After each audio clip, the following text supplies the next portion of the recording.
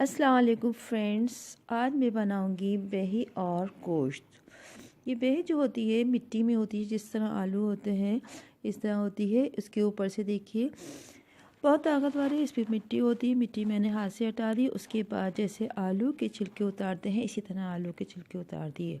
अब मैं इसको गोल गोल स्लाइस काटूंगी। देखिए स्लाइस काट रही हूँ। इसको ऊपर से धो दी। धोने के बाद मैंने स्लाइस काटे हैं।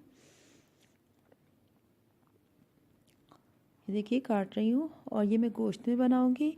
इसकी चाट भी बनती है, बहुत टेस्टी बनती है। इंशाल्लाह फिर मैं इसकी जो चाट बनाते हैं उसकी बेह की चाट वो भी बनाना सिखाऊंगी। अभी मैं बना रही हूँ गोश्त और बेह। ठीक है, अभी मैंने क्या किया, इसको काट लिया। काटने के बाद इसको मैंने दूसरी जगह इसको बॉईल करने रख दिया।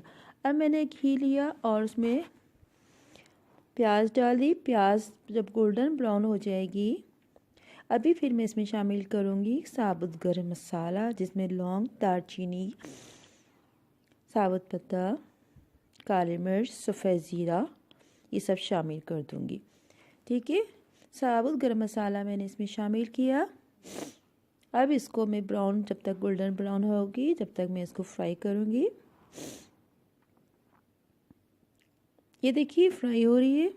और दूसरे चूल्हे पे मैंने तकरीबन 10 से 12 मिनट तक मैंने रख दिया था, वो रख दिया है बेह को करने के लिए। अब मैंने इसमें शामिल कर रही हूँ लाल मिर्च, पिसा हुआ धनिया, पिसी हुई हल्दी और नमक डाल दिया। और अब मैंने इसमें पानी डालकर भून रही हूँ।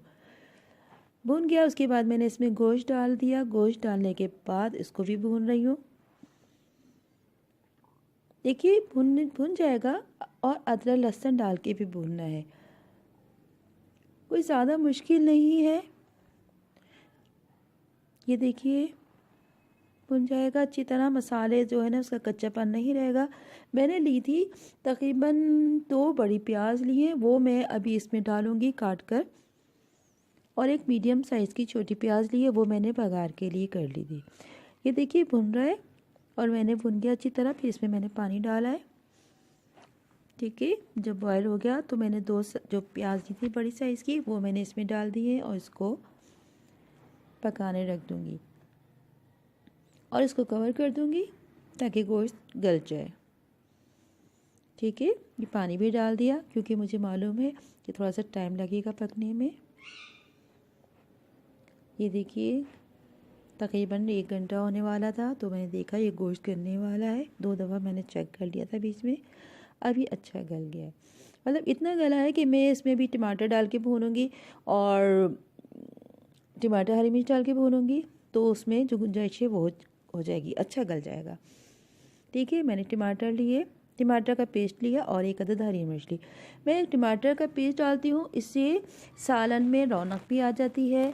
और टमाटर जब आते हैं तो मैं अक्सर उसका पेस्ट बना के रख देती हूँ, पेस्ट बना के फ्रीज़ कर देती हूँ और जब ज़रूरत होती तो वो उसमें सालन में पकाने में डाल देती हूँ। इस तरह देखिए कलर भी अच्छा आ जाता है। जिस तरह अदरक और लहसुन का पेस्ट बनता है इसी तरह मैं इसको भी बनाती हूँ। कोई पानी नहीं डालती, खाली जग काट कर जग में डाल दिया और अच्छी तरह ब्लेंड कर लिया, पेस्ट बन गया। और किसी साफ सुथरे गहरे बर्तन में, फैले बर्तन में इसको फ्रीज़ कर दिया। ये देखिए कितना अच्छा कलर आ गया है। ठीक है, ये भुन भी रहा है, खुशबू बहुत अच्छी आ रही है जी। ये भुन जाएगा फिर मैं डालूँगी उबली हुई बेह। ये देखिए इसमें मैंने डाल दी बेह।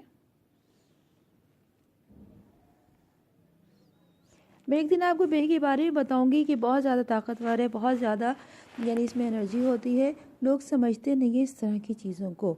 मेडिसिन खाना पसंद कर लेते हैं कि हमारे जोड़ में दर्द हो रहा है, हमारी टांगों में दर्द हो रहा है, हमें इससे चला नहीं जा रहा, जिस्म बहुत फैल रहा है, मोटा हो रहा है। लेकिन प्लीज़ आप गोश्त भी खाएँ, वेजिटेबल भी खाएँ। ठीक है, ये देखिए तकरीबन गलने वाला है। तो बेह भी थोड़ी सी उबल गई थी। इतनी देर पकाऊंगी, 10 से 15 मिनट बस रखकर, और चूल्हा बंद कर दिया।